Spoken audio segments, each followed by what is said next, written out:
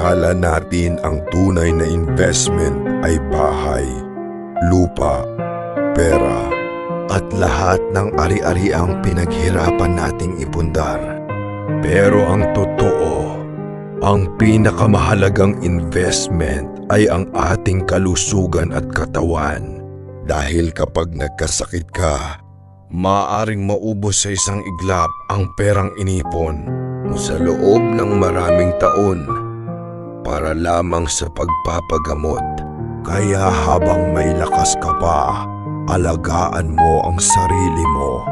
Magkaroon ng sapat na tulog, regular na ehersisyo, tamang pagkain, at iwasan ang mga bisyong sumisira sa kalusugan.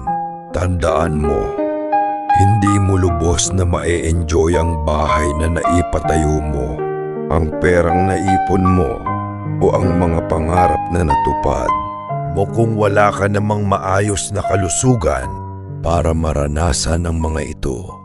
Akala natin ang pinakamahalagang yaman ay nasa bangko, nasa lupa, o nasa mga ari-arian.